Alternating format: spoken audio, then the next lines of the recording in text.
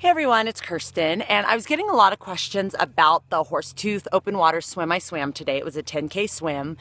Like what I did for training and how, what my race strategy was and how I liked it and stuff like that from people who are interested in doing it. So I am going to do a quick race report. I used to do a ton of race reports and I kind of got out of the habit of doing it. So I am going to get back in the habit of doing it because it seems like there's a lot of people that are interested in knowing more about a race before they decide they want to do it. So anyway, this was my first long distance open water swim, my first 10K swim, and the longest I'd ever swam without stopping or without using fins and paddles and all that stuff. So I'm really, it was really awesome. So quickly, what I did for training was I did a lot of, sorry, there's a mosquito on me. I did a lot of training in the pool, typically 4 times a week. I did between 3,000 and 8,000. And I mostly did drills and fins and paddles and pull buoy. Toward the end this last month, I did a lot more pulling and a lot more straight swimming because after doing a 4.8 mile swim last month, I realized I really needed to do that. So I stepped that up. As far as prep for the race, I didn't really know how to prep because I'd never done anything like that. So I brought what I would have eaten and drinking in the pool when I do my long swims. I've done a couple longer swims, like 10,000 yards. So I drink an electrolyte drink that has a little bit of caffeine. So I brought 2 bottles of that and a bottle of Gatorade. And then I did bring some Shakeology, which is a meal replacement drink, vegan, because I have drinking that during my long swims. It doesn't bother my stomach at all, but I didn't need it, ended up not needing it. So anyway, for logistic wise, for people who are wondering about it, you have to have a paddler.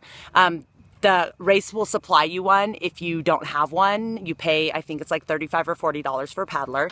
They can use a canoe or a kayak or a stand-up paddleboard.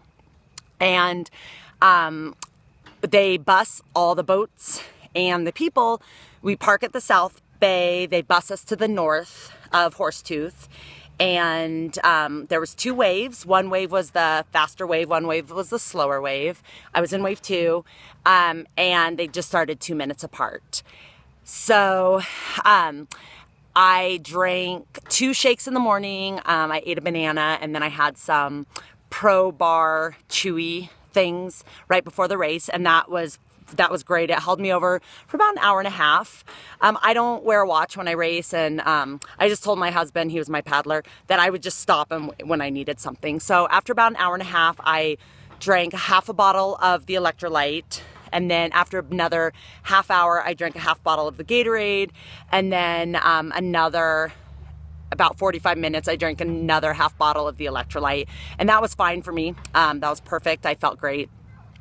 I started off pretty slow because I'd never done that distance and I didn't know how I would do.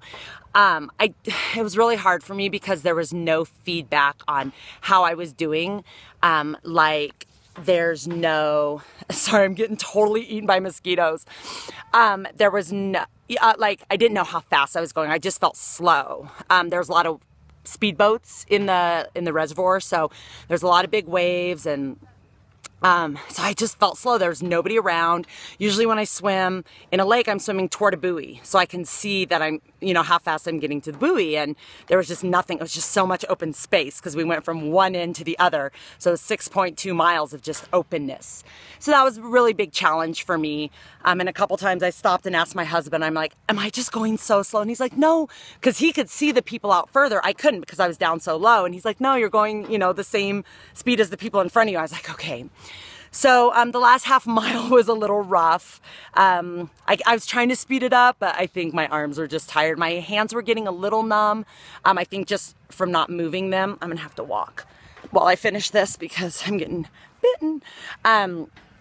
So it was just a little challenging. I was doing a lot of breaststroke toward the end, but I never thought, oh, I'm not going to be able to finish this. So that felt really good. I think I did my training really well doing a lot of long, easy drill type stuff. Because when you get tired, you revert back to what your body will naturally do. And since I do a lot of drills and stuff like that. In training, I think my form upheld pretty well, which is why nothing really hurt. Like my shoulders didn't hurt. I mean, they're obviously tired, don't get me wrong, but nothing ever hurt. I never felt like, oh, I'm not going to make it, or it hurts too bad. So it was nice coming into the cove at the finish because there were buoys set up from other races that were going on that day.